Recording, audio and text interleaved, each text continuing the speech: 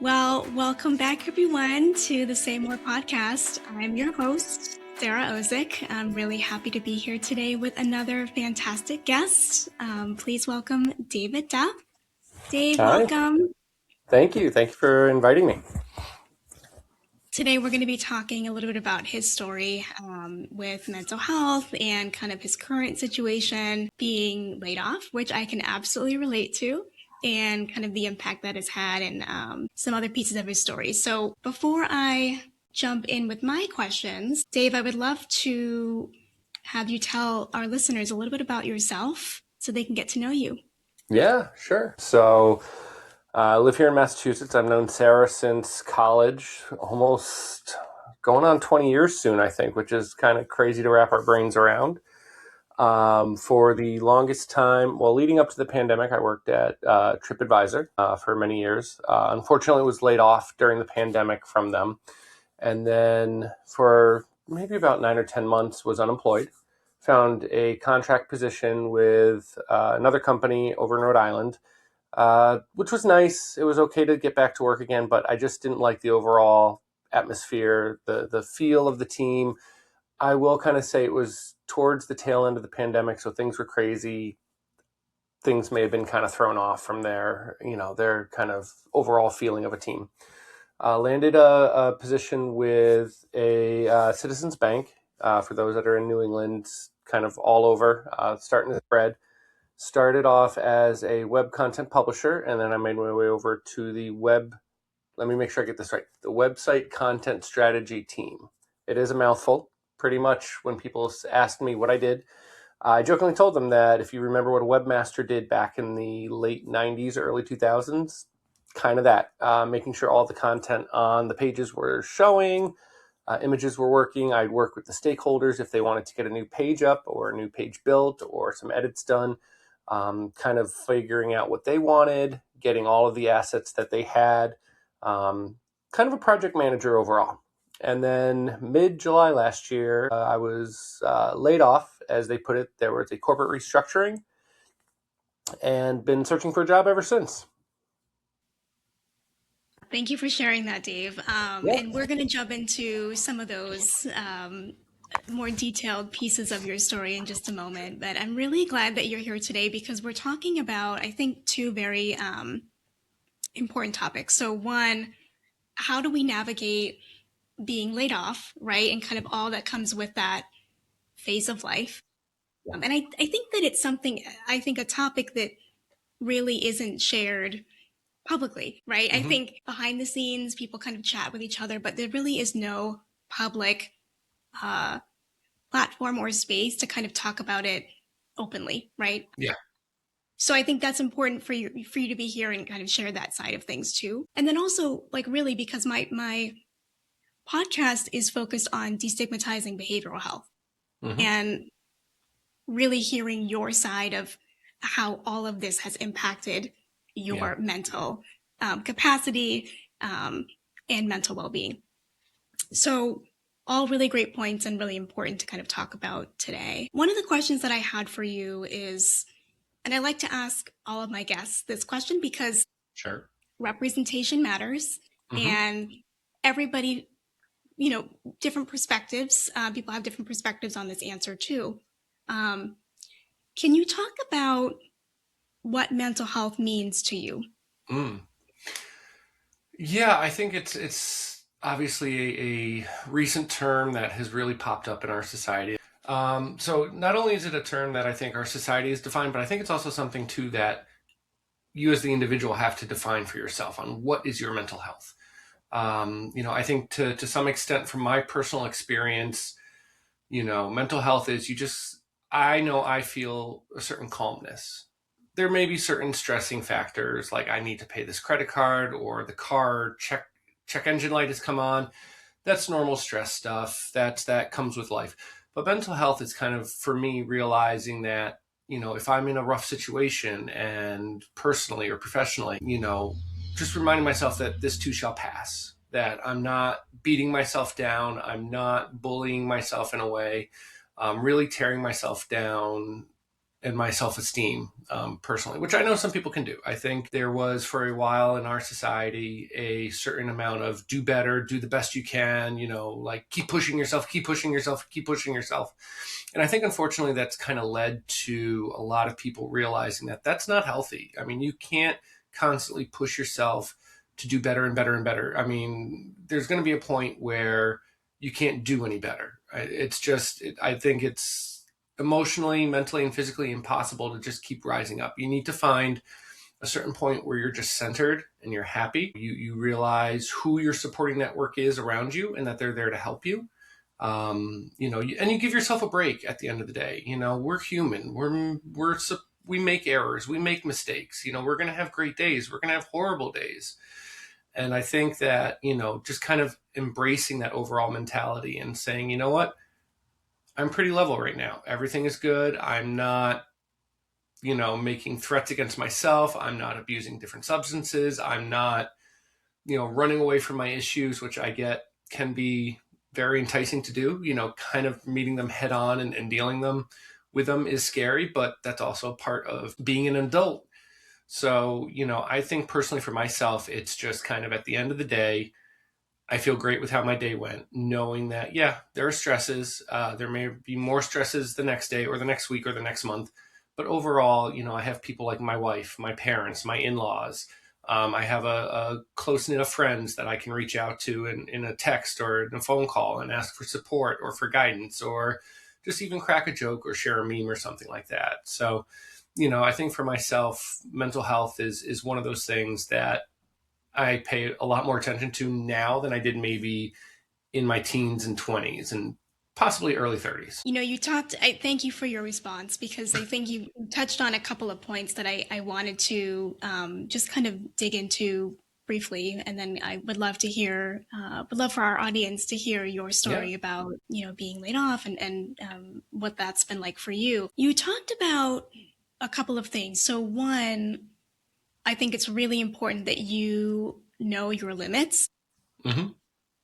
You talked a lot about kind of having these boundaries and understanding that you can only push yourself so far before you need to kind of intentionally take a step back or rest or regroup, reassess, fill Yeah. in the blank. Um, and I think that is absolutely vital to someone's mental health. Um, I've seen this before too, where particularly in the clinical setting, where folks are really pushing themselves too far, mentally burn out, and then that can kind of lead to not great coping Yeah. mechanisms, Oh, yeah. responses. And so the fact that you have that insight to say, I know myself, I have to stop before things get worse, Mm-hmm. shows a lot of emotional intelligence as well. So thank you for sharing that. I've noticed too since getting married. I mean, I've known my wife for it's going to be 8 years well, we got married 8 years in September, and I'm starting to realize that she's piping up sometimes and saying, "Hey, you need a break." And it may be one of those things I've slowly become blind to my mental health and when I'm hitting my limits because I've kind of been living with myself for so long, I kind of get used to it and maybe stretching those limits. So for her to come in and say, "Hey, you need to go get a cup of coffee. You're just kind of a little wound tight today. You're a little on edge. Go out of the house, get a cup of coffee, take some time for yourself." I think that that's also been very refreshing as well because even though I may know my limits, I think there's a certain amount of blindness to what your limit might be. Mm-hmm. And that speaks also to the strength of your relationship, right? Where Mm-hmm. you have had a conversation at some point, or she just has been able to kind of observe this over time and know when to step in. Yeah. But that, first of all, she can give that feedback and that you can accept that Mm-hmm. and then do It's been that. tough. It's been real tough. Yeah, but it sounds like a skill that you have learned to develop over time. Yeah, and still developing. Yeah. Mhm. The other piece that I just wanted to touch on briefly, as you were sharing your introduction with our audience, was uh, supports. So you Mm-hmm. have, it sounds like a pretty good network of folks around you. Yep.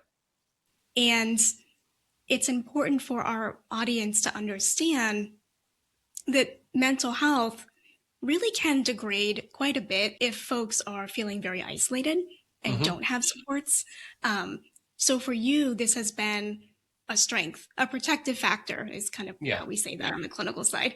Um, and I'd love to kind of hear more about that as we kind of hear more of your journey. So you had said in the beginning that you were at Citizens Mm-hmm. and were recently laid off kind of midsummer last year. Yes. Yeah. Can you share a little bit about that experience for folks? And if they've never been laid off or know someone, like if they don't Mm-hmm. know anybody that's been laid off, they might not understand what that process is like. So I'd love to hear that from you. Yeah. So Yeah. I'd been at Citizens since 2021. So last year, 2025, about 4 years with the company. We were in the middle of a big summer project. I had reached out to my manager asking for some insight into the project. I'd already mocked up a couple of things. And he just responded with a meeting on my calendar for that following day. It was a Tuesday, I think, was the meeting at like 10 a.m. So I was like, okay, cool. He wants to have a meeting. It wasn't a weird title meeting anyway. It was like skip this level or something. So I was like, whatever. He's just having fun with the meeting title. So I go to bed, thinking nothing of it, and then the next morning I wake up, log into work, and as we're getting closer and closer to the meeting, I just get that feeling in my stomach, like something doesn't feel right, like, and I've always kind of been one to trust my gut. Um, I had just had my mid-year review with my direct manager a couple weeks earlier, and we touched on some things that I needed to work on, but nothing like warning, no yellow flags, no red flags, but my gut was just kind of screaming something doesn't feel right. Logged into the Teams call. He was there, and there was a third person there, and that's when my stomach just fell, and I knew what was happening before anyone even opened their mouth. Looking back, if I could have just said something, okay, what's my severance? I'll log out of my computer. We're done here. I would have, but they walked me through the whole thing. They said, due to some corporate restructuring, your position has become, done away with, so on and so forth. They asked if I had any questions, and I flat out asked my manager. I said, does this have anything to do with a performance issue? And he stuck to the line that HR probably fed him ahead of time, which I think is very frustrating. I think for myself, I was extremely frustrated because I actually enjoyed working with my manager. I had poured in 2 or 3 years of getting to know him, working with him. He actually came here to my house when he was up visiting Massachusetts. My wife and I opened our house for dinner to him. He met my son. So for him to kind of not really give me a clear answer really frustrated me. It was very cold. It was very quick. It was very um, non-personal, and I think that unfortunately that's what a lot of companies look for nowadays. It's a sad. My personal feeling is, for every employee, we're just a number to these companies. At the end of the day, there's just someone looking at the numbers of how much people cost, figuring out where can we save costs, and they just say cut 1, 2, 3, 4, 5, these 5 people, not knowing if those people have a family, not knowing if they're supporting family members, not knowing what their financial or their personal kind of situations are, what their mental health might be. So, after the call, my wife came into my office and consoled me, and we chatted. We had a good discussion of our finances. We had a couple of trips that we were planning, in the future that, I said right away, we're not going to be able to do those. And, overall, I just kind of took the rest of the afternoon and took it easy. I think I watched a movie or something. I reached out to my parents, had a phone call with them. Um, Reached out to my wife's father and mother, because he has a lot of great connections. He's done the job hunt many times in his professional career, so he had a lot of great suggestions. But overall, what people were telling me was, take the rest of the day to yourself. Get yourself into neutral. Do something to make yourself happy. The next couple of days are going to be a roller coaster. And they were right. It's very similar to kind of the death of a family member or a friend or something like that, you go through the different stages. You go through grieving, you go through anger, you go through bargaining, you go through, like hope, like, okay, maybe they realize it was a mistake, or, so on and so forth. But as time kind of went on, we realized that this was going to be the new normal. I did right away reach out to this outsourcing or coaching company that Citizens had signed an agreement with, and started work on that. I worked with a professional resume writer to overhaul my resume, which was helpful. But overall, like mental health wise, it was just trying to get myself back to that neutral. It was kind of tough explaining it to our then 7-year-old, that, I wasn't working there anymore. He was upset about it. But, we did explain that mommy and I have been here before. I was let go from TripAdvisor back in 2020. That was a little bit different, because the travel industry during the pandemic took a big hit. So, that was kind of expected. And looking back at that, I don't really have any hard feelings against that, because, there was a reason for it. The world was in lockdown. For this, there's not really a reason. Like, I understand corporate reshuffling and all that stuff, but anyone that's worked in corporate America knows that that's lip service, to be honest.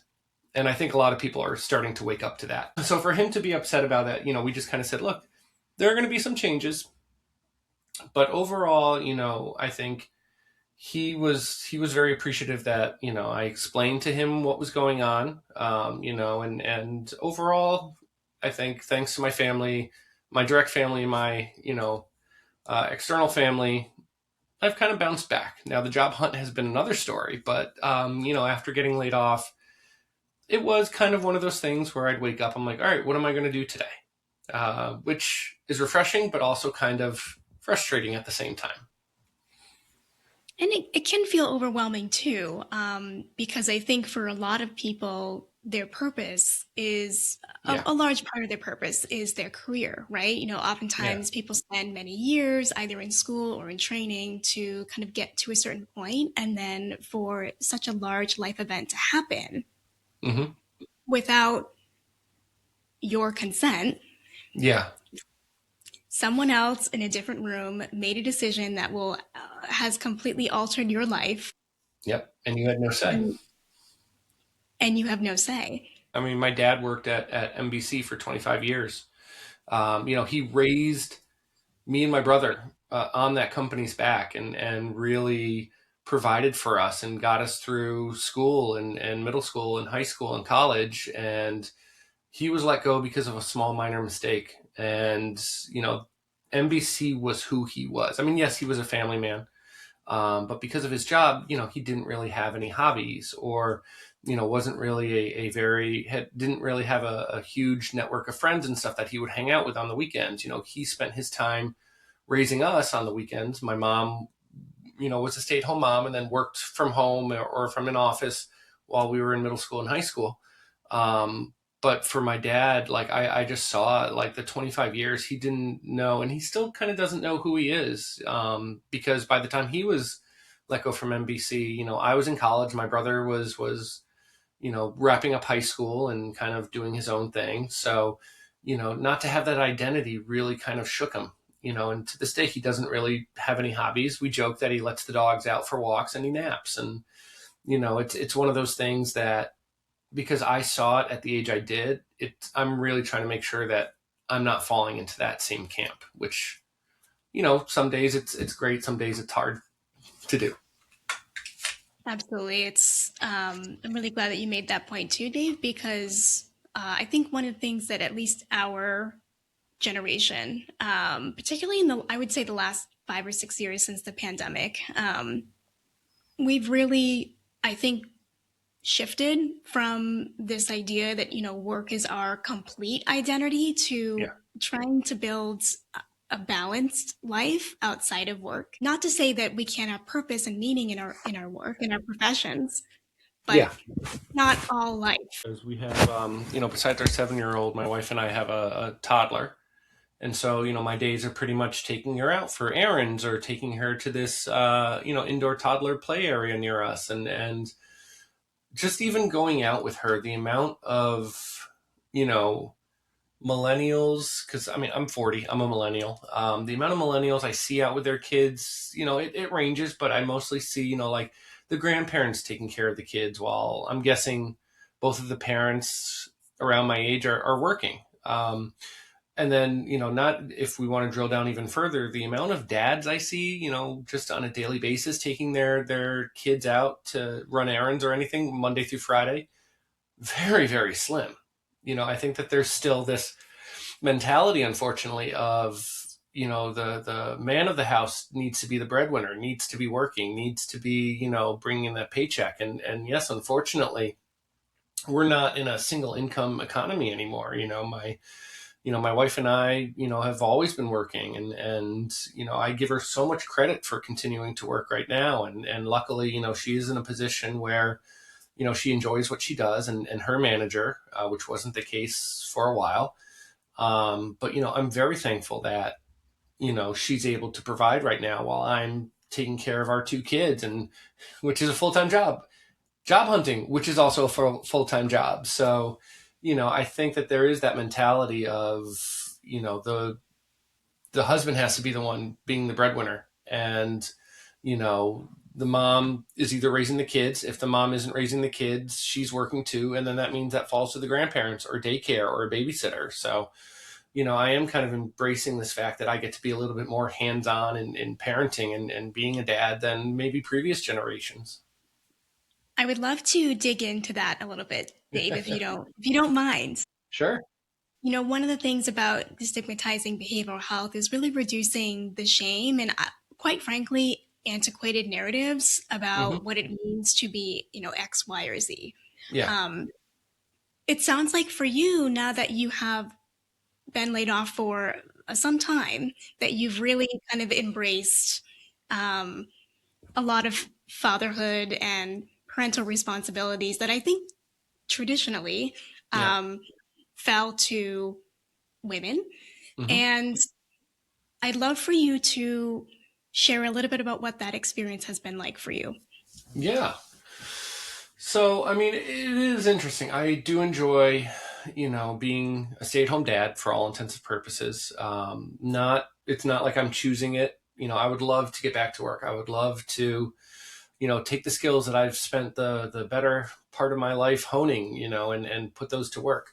But I really do enjoy the fact that I'm there for our toddler. She's taking a nap right now. I know when she wakes up, she's going to want to come down here and see me, and to be present when my 7-year-old gets off the bus from school. I remember my dad would get home around 6:30. We'd be sitting down for dinner. We'd get my brother and I would get ready for bed and go to bed. So the only time that we really spent with my dad would either be, like if he was homesick, it was a holiday, or on the weekends. I mean, I do have a good connection with my dad to this day.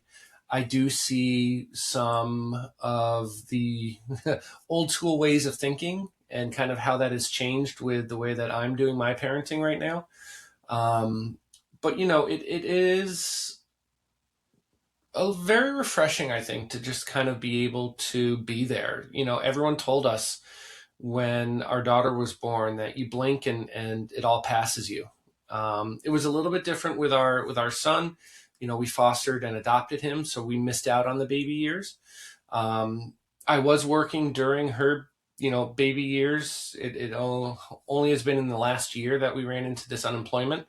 But to actually see her, like being able to walk and talk and having very basic conversations with her, when I could have been stuck in a meeting or something. It's little things like this that I'll have memories of. Like last week, I went out for a daddy daughter lunch with her. That's something I wouldn't have been able to do if I was working. Granted, again, it comes down to money. It would be nice to have that second income coming in and not worry so much about mortgage and bills and stuff like that.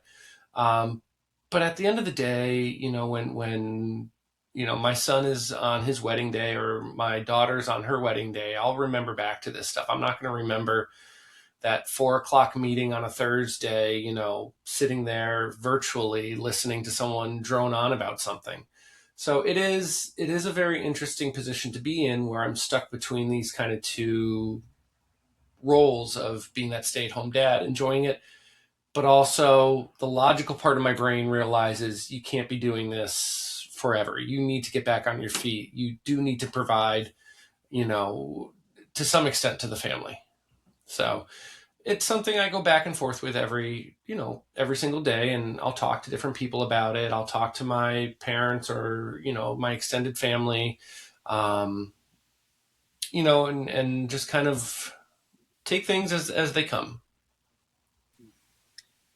Something that I think, something that I like to talk about with people, both, in my professional and personal life, is this Mm-hmm. idea that two feelings can coexist Yeah.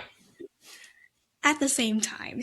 Yep. And it sounds like you're doing a really nice job of balancing kind of two feelings of Mm-hmm. wanting to be present with your family, embracing these moments, living in the moment, and then also needing to or wanting to return to the workforce. Yeah. Not letting either one consume you. It sounds like you're doing a really nice job of keeping that balance.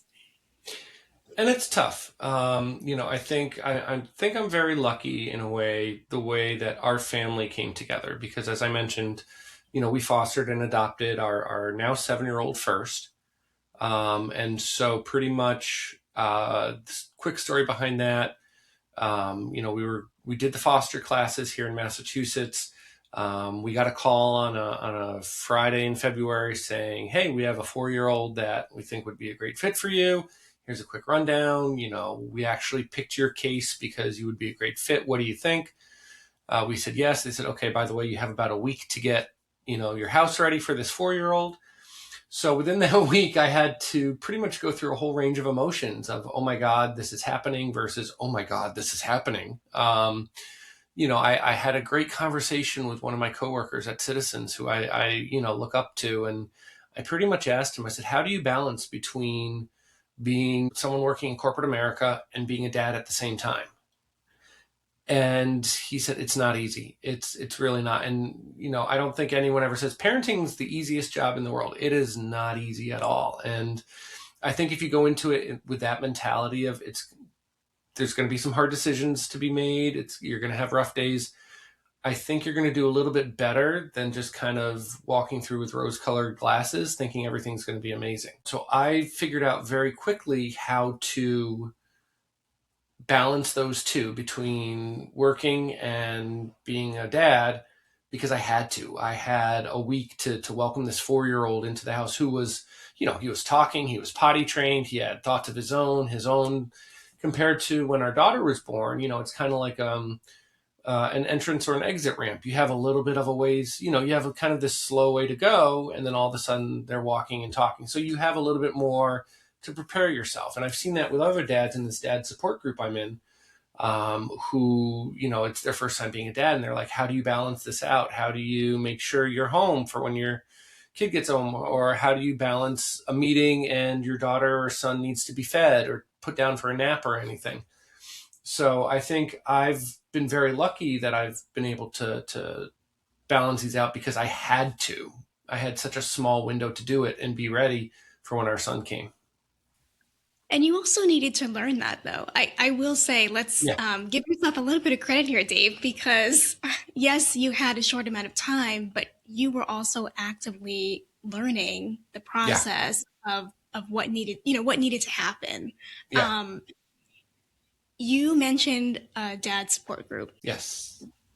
Would you share what that experience has been like for you, and also the impact that may have had on your mental health? Yeah, so we meet once a month over in East Bridgewater through a business called Keeping Pace with Multiple Miracles. It's a great store.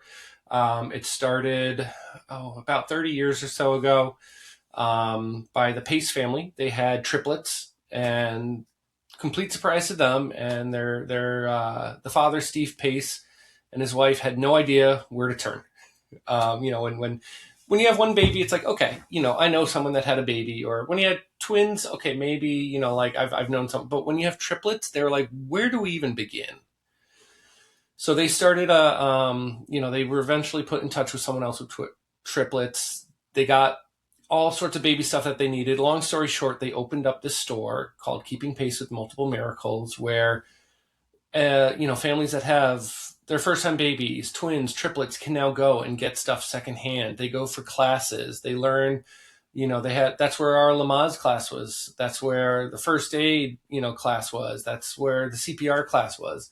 And they provide a dad support group once a month where, we all just get together from 6:30 to 8:30. We eat some pizza and talk about life.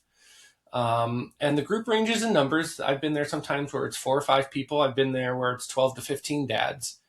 And the main driving thought behind it is, when a baby is born or when you adopt or something, everyone swoops to the mom. Everyone goes to the mom. What do you need? Do you need me to do some laundry for you? Do you need some food? What can we do to help the mom? And many times, it seems like the dad's just kind of like, oh, okay, you can go back to work. Go back to work, bring home the paycheck. And I think a lot of dads feel like an island, like they're stuck on this island where the mom's getting all the support, which been there for the childbirth. I get it. It's a lot to go through. But I think also too, unfortunately, a lot of people in our society have said, well, the dad will be fine. He'll figure it out on his own. And so our group just kind of, we go around the room, talk about what's been going on in the last month. Some people do a deep dive into what's going on. Other people, may just kind of be their first time and they're there to scope out and check out the room. But I think it's really important for anyone to join any sort of dad group. And, you ultimately get out of it what you put in. If you want to sit there and listen, awesome.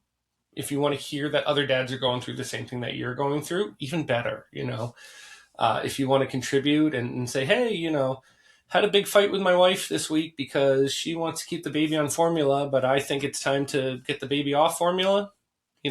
Other dads have gone through that. And I think, you get all of these dads that feel like that they've been stuck on this island together. They realize, wait a second, 3 other dads are going through the same thing I am right now. And I think that just kind of helps put everything into check. We've had a couple of new dads that are going through the sleep training with their baby. And, they're like, oh my God, it's just constant. And we say, this too shall pass. We've all gone through it. It's tough. It sucks when you're in the middle of that storm, but there is a light at the end of the tunnel. And, we have a WhatsApp chat that's constantly going and people asking for advice or sharing funny jokes or memes or whatever, just to kind of, brighten your day. And we've made it very clear, especially with June being Men's Mental Health Month.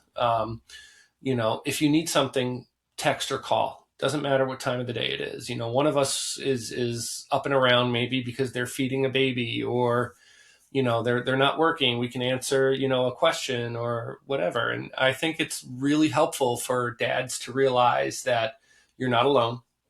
You may have to do a little bit of the legwork, but you're going to find other dads that are going to be out there and help you and support you. And so I think one of the things that you're demonstrating so clearly through just even by sharing this story is that it's okay to connect with other people. It's okay to share your story. It's okay to be vulnerable. It's okay to share struggles because at the other end of it, you realize that you're not alone. Yeah. You're not on this island, right? You're not in isolation. Yeah. And I think going back to kind of Men's Mental Health Awareness Month, this is really something that many, many men continue to struggle with, right? And I used to see this all the time in my office as well, as men coming in just very hard on themselves. Really hard on themselves because they're not either living up to someone else's expectations, their own expectations. Oftentimes, they weren't even realistic expectations, putting this pressure on themselves to be perfect, to be strong. What does strong mean, right? That could be a whole separate episode. Oh, yeah. Yeah. No, that's, the whole toxic masculinity thing. Yep. And so you choosing to reach out in your community, taking that step, choosing to be present in those groups, to share, to connect with other people, that in and of itself is destigmatizing behavioral health. Yeah. So that's kudos to you for that. Thank you. Yeah. And it's tough. And, you know, I mean, I think a lot of it comes from my own personal background. You know, in college and out of college, I worked, you know, in the restaurant business, and I saw all sorts of people from all different walks of life. And I worked alongside some amazing people. I worked alongside some very toxic, you know, masculinity guys. And I think you realize very quickly those that are acting this toxic masculinity, like, I gotta be the alpha male, blah, blah, blah. It's all insecurities. At the end of the day, you know, like, the only person I'm reporting to at the end of the day is myself and my wife. You know, when I lay my head down on my pillow at the end of the night, I usually ask myself, you know, mentally, am I happy with who I was today? And there are days where it's great. You know, I'm like, yeah, I did a great job today. I was awesome. I was a great dad. You know, like, I was there for our son. I was there for our daughter. You know, my wife needed me to do this, and I did it, or she didn't even realize that she needed this, and I got it done for her. Then there are other days where I'm like, I dropped that ball left, right, and center. You know, like, I messed up 20 ways. You know, my son is going to be ruined for the rest of his life. My daughter, you know, Yes. you know, how is my wife even sleeping next to me, and all this stuff. But, you know, I think at the end of the day, when you realize that you are not reporting to society and society's definitions of being a man, being a woman, being, you know, whatever your background is, a lot of that stress goes away. A lot of that unhealthy mental health goes away too. You know, if you just realize that. And I know that there's so much pressure I mean, you look at it on social media, all these influencers telling you how you should be acting, what you should be buying, what you should be eating. It's like, no wonder, you know, like, so many people just go crazy, unfortunately. And it's a tough thing to do. And I definitely give credit to the younger generation, because they're growing up, I think, in the middle of this hurricane of so many outside influences on your mental health, compared to, you know, dating myself here, you know, the internet wasn't a thing when I was a kid. Maybe when I was a teenager, it was starting. So, you know, I know, not putting you in this, Sarah, but, you know, you were kind of the same way. We grew up with it. We were kind of the pioneers. We've been Yes. slowly introduced to it, versus these kids nowadays where it's just a constant bombardment. So, you know, I think it's important for kids to learn too, at the end of the day, you're reporting to yourself. You know, you're reviewing how your behaviors were, how you acted around people, what you did, your decisions that you made. Is that who you are as a person? Not what Instagram is telling you, not what TikTok is telling you, or YouTube, or any of this stuff. And so I think that once people start taking that, you'll start to see that mental health start to change within yourself. You know, like, yeah, I am happy with how I did today. I may laid on the couch and watch 3 movies back to back, but you know what? I had a nice chill day. You know, I got back to neutral. I'm not stressed out about stuff. And, you know, I mean, I'm kind of a big proponent of that. Mhm. And also, what an opportunity for us in our generation to model what it Mm-hmm. means to live a balanced, mentally well life. Yeah. I think for many of us, we grew up in this time where the message was work, work, work, work, work, Yeah. and Rihanna. then work some more, Yep. keep working, never stop, never take a Yep. break, never rest, because that means that you're not being productive. And Yeah. that means that you're not valuable. Yeah. I was going to say, I remember when I first had my first corporate America job. You know, I'd been working there for maybe 8 or 9 months, and my manager at the time pulled me in and said, "You need to take some vacation time." And it wasn't because I was getting to a burnout phase. It wasn't because, you know, I was dropping the ball. I think it was just, you know, she realized in the 8 or 9 months that I'd been there, I hadn't taken any vacation time. And, you know, and I said, well, you know, we're in the middle of this big project. The whole team is underwater. And she goes, it doesn't matter. Everyone else around you is taking their vacation time. The work will still be there when you get back. We're still going to work on it while you're gone. And I think a lot of that was, a nice early wake up call to the fact that, yeah, you do need to take a break. Some of it, unfortunately, was my mentality at that time was coming out of the service industry, working in restaurants. And if you took vacation, you lost money. I mean, because you're not paid enough as a server or a bartender to live off, a normal paycheck. You live off your tips. And if you're not working, you're not getting tips. So you're losing money. So to have that rewiring happen for me so early in my professional career, I think was really refreshing compared to, someone that may go 5 or 10 years in corporate America and not really use their vacation time or their sick time or their PTO or their family leave or whatever, and I think a lot of people kind of forget that. And I get it. For some companies, you may be the only one that does this certain thing. That can wait, like you don't want to if you burn yourself out, who's going to do it then compared to taking, a long weekend even just to recharge. So yeah, I think, as you were saying, that whole idea of work, work, work, work, work, don't take any time off. Your manager is going to notice that. No, sorry, they're not. Well, and it's also, many of us are realizing and now also embracing this idea that if we burn out, we also burn out at home. Yeah. And we're not really tolerating that anymore. Yeah. Because we want to be there for our kids. We want to be present in the moment. We want to maybe raise our kids a little bit differently than maybe the previous generation, based on just, what we've seen in our own kind of growing up. And it takes a lot of work and a lot of skill to be an active, involved parent. Yeah. And if we burn out at work, we can't do that at home. No. Yeah. And I think, we need to give kids a lot of credit, and maybe even more credit than what, society does. Kids pick up on it. If you're burning out at work, if you're miserable at work, especially if you work remote, and like, I was literally like from our bedroom to our door would be like a 30-second walk. And if I have a burned out day at work and my son gets home from the bus and, I'm in a miserable mood and I'm just crummy or whatever, I have zero buffer time to like turn that attitude around and act cheerful for him. And then even then, if you're acting cheerful, you're not addressing the core issue of you being burned out. You're just putting a mask on, and masks come off so quickly and easily. And I think, like kids pick up on that.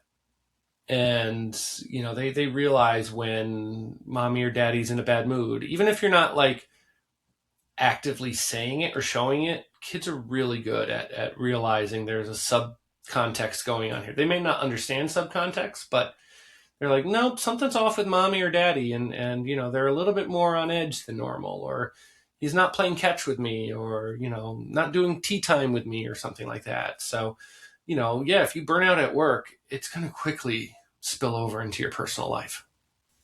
And along those lines too, if we're not taking care of our own mental health, children are really great observers. Yeah.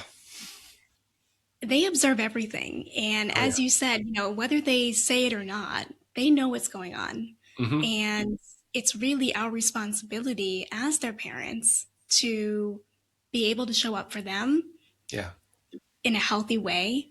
And that means taking care of our own mental health too. Yes. And it's so tough, especially with our 7-year-old, because I mean, I try to fight it, but sarcasm is my language. It's my defense. It's my, when I need to put a wall up, I go sarcastic, and I've been sarcastic to him, and my wife has had to be like, hey, you got to watch it. He doesn't know sarcasm, or he's going to pick up on that at such a young age that it's going to affect his emotional growth and his intellectual growth and everything. So, it is kind of a good reminder from my wife sometimes, like, hey, he's 7. You got to treat him a little bit more like he's 7, and be there and be present and be patient. And, you may have had a tough day at work, when I was working, but that's unfair to bring that baggage home to our son and laden him with all of that baggage. So, that is kind of one of those things I like to say I'm constantly working on. Some days are better than others, but yeah, I mean, I even notice sometimes he's starting to throw some attitude back at me, and that, just heightens my response to him. And it is something that I do try to work on, and my wife luckily is very understanding, and at the end of the day, I do want to do better for my son and my daughter. And it's not easy. It's not like it's just a switch you can flip on, and you're great with your kids constantly. Our son is, I love him to death. I really do. He's my son, even though we adopted him.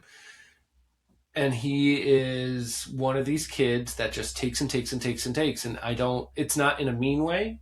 He will drain you physically, wanting to play catch, wanting to go bike riding, wanting to go soccer, all of this stuff. Like, where is this energy, kid? Like, can you give me some of this? Because you tire me out. And then emotionally and mentally, he's also kind of takes a lot from you, and he's not doing it on purpose. He needs that attention. Knowing his past and what he went through in the foster system, he needs that one-on-one attention.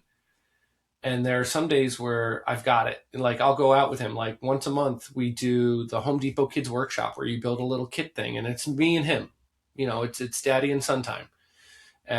Lowe's has one, and we do that later on in the month. And so, we find different things. I'm getting him into retro video games and Pokemon cards. And so we'll go off to a card shop or a retro video game store, and I'll just point out stuff and tell him about, like, hey, I played this game when I was your age.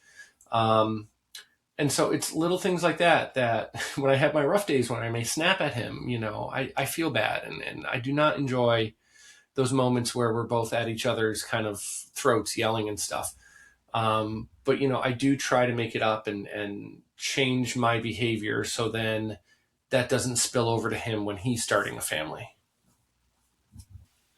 There's so much to unpack, Dave. I want to I want to have you back for a part 2. Oh yeah. But I think one of the things that's coming across to me so clearly is your emotional intelligence and awareness. You talk about just things that you're observing throughout the day, not only with your child, but with yourself. So that already takes some insight to be able to do that and differentiate throughout the day. Even when you're in a tough moment, being able to understand what's happening as it's happening. And then you also talk about wanting to do better and learning from those tougher moments. One of the narratives that I think can keep men feeling stuck or feeling that they can't openly share or be vulnerable with someone else is this perception of weakness. And for whatever reason, we have decided to associate weakness with like being vulnerable and having emotional intelligence and awareness. Can you speak to that a little bit in terms of just how you react to that and how you might be doing things differently now? Yeah.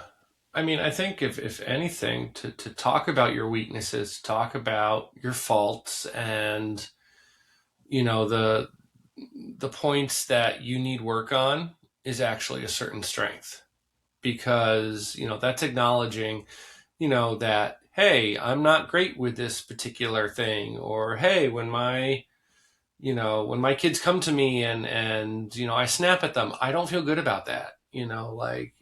I think that's strength. And then to make those steps to change that makes you even stronger.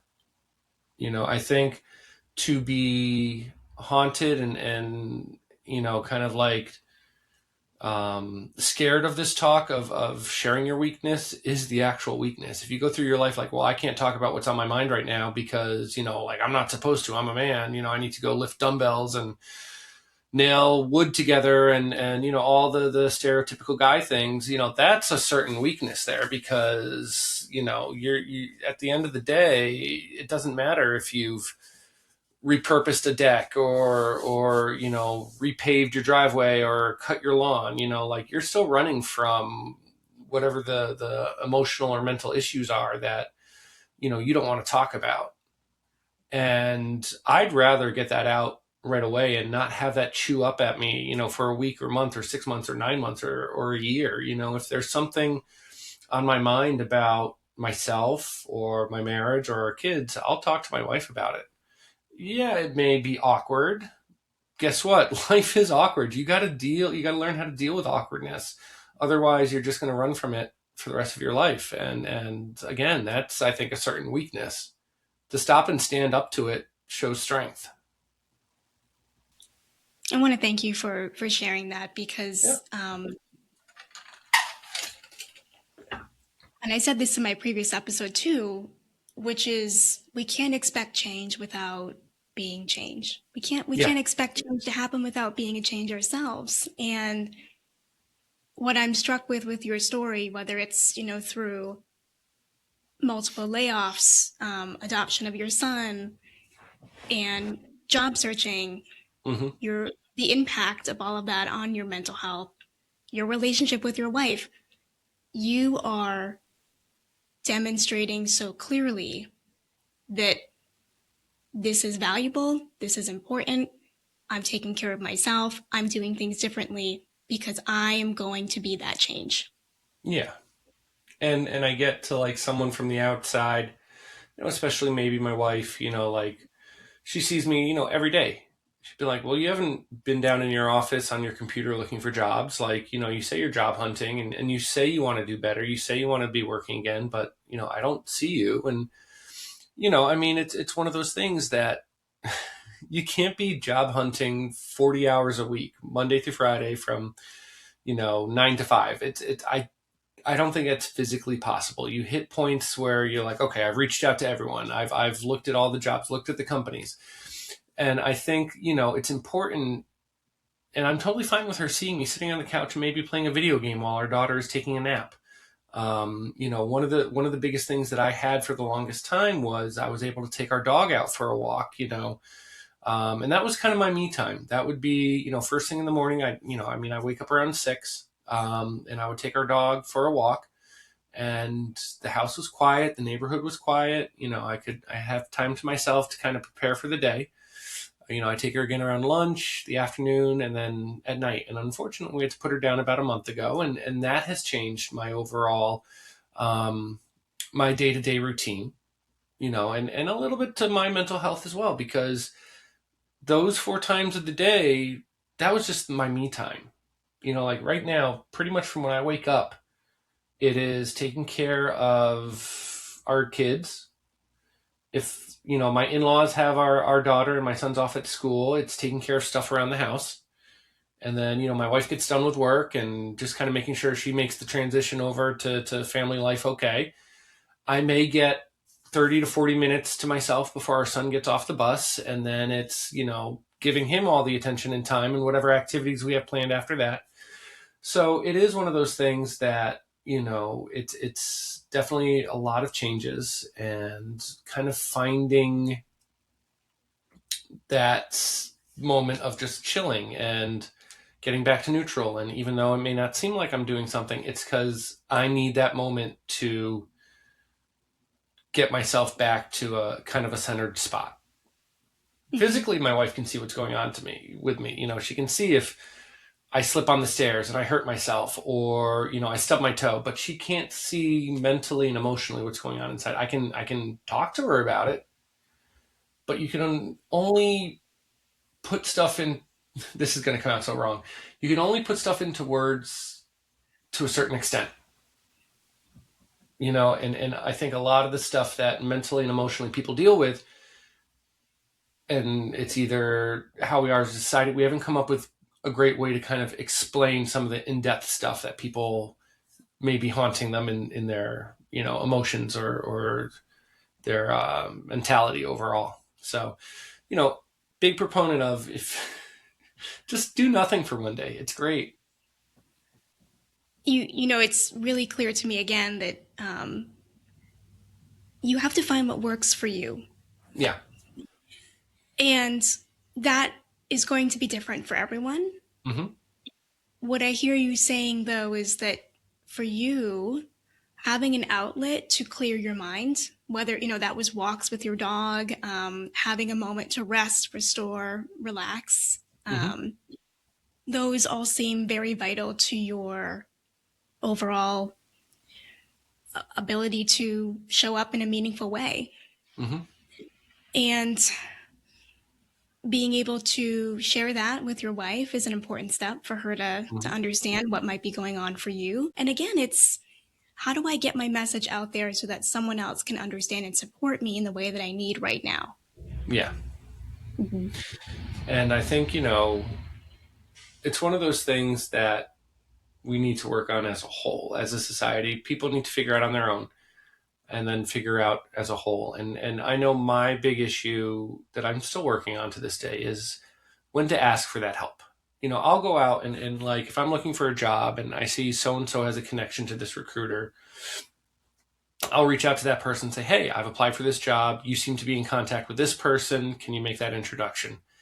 Instead of maybe 5 or 10 years ago, I would just go and apply to the website and hope, keep my fingers crossed that it saw, human eyes. And from a personal standpoint too, like the other day, I was just feeling like, I had one of those mornings where I'd done a lot before 9 a.m. And I said to my wife, I was like, hey, the dishwasher needs to be unstacked. When you have a moment today, can you just please do that?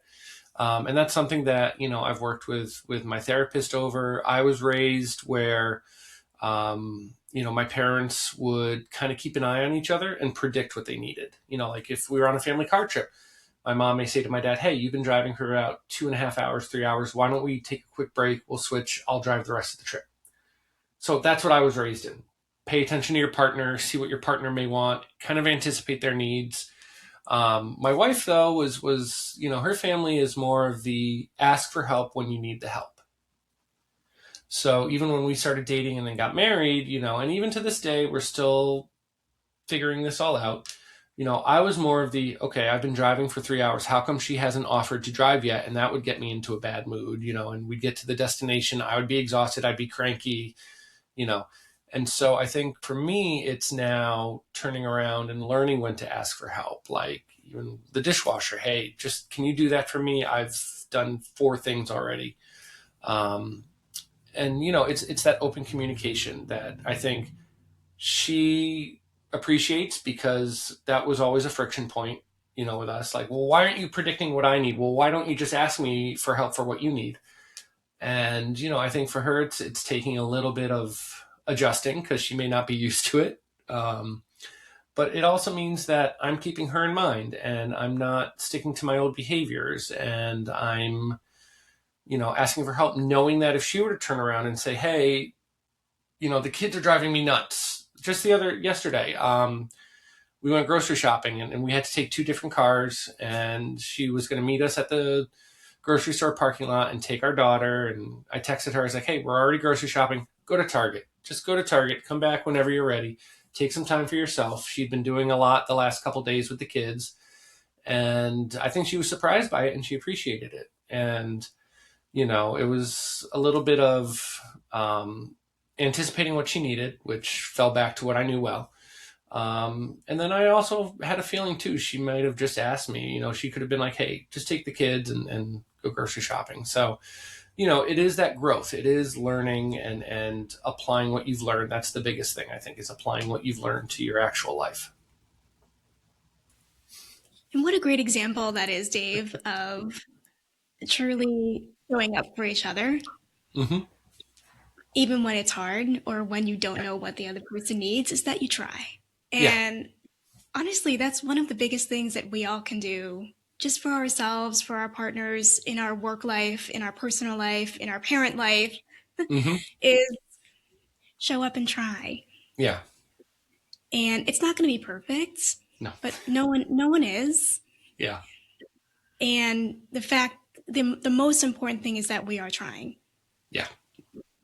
And I do believe that we as a generation are trying in many more ways than maybe previous generations.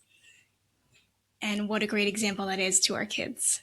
Yes. Yeah. Mm-hmm. It's always, it's, as I like to tell people, it's no longer about me. It's no longer about my beliefs. It's no longer about the world I live in. It's about setting up the world for our kids to live in. Once you become a parent, it sucks. It's no longer about you for the next maybe 2.5 decades, depending. Once your kids are out on your own, that's when you can go back and take care of yourself and really have it be about you and what you want to do. You've run that marathon at that point. Now kind of it's your turn to sit back and reward yourself. And I think a lot of people kind of lose sight of that it's more about setting the tone for your kids and making sure that they have a better world than what you did. So one of my last questions for you, Dave, is there something that you would like our listeners to walk away with from today's conversation? What would it be? Yeah. We've covered a lot, so Oh yeah, we have. We really have. So take a minute. Yeah. I would say just be kind to yourself at the end of the day. Like you said, find what centers you, find what gets you back into neutral. For me, being a kid of growing up in the 90s, it's all of that nostalgia stuff. May it be watching old Disney movies and just kind of looking back on a couple months ago I was reading to our son Animorphs. I grew up on that book series and it brought me back to when I was a kid, and I know my childhood is not the same childhood that everybody had, but I'm guessing everyone had some parts of their childhood that just were really great, made them very happy. And I think kind of going back to that time where you didn't have all that stress, all of that anxiety, all of that social awareness of what's going on in our world is a great way for me, at least. That's how I get centered. That's how I get back to my neutral is just kind of reliving that. And then as my son's getting older, sharing that with him and kind of, letting him understand where I came from, personally and kind of in my own beliefs and stuff like that. And so I think it's just be easy on yourself, find what gets you back to central and back to neutral. And in the words of my mom, this too shall pass. Thank you, Dave. That was, I know that you said that to me too when I went through my layoff and when I was first laid off, rather. We had a great conversation, and I think I even was crying to you at one point. That's fine.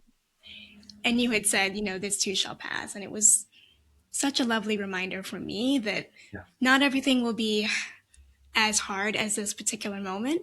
Mm-hmm. That was a great reminder, and I appreciate you sharing that with our audience today. Of course. Yeah.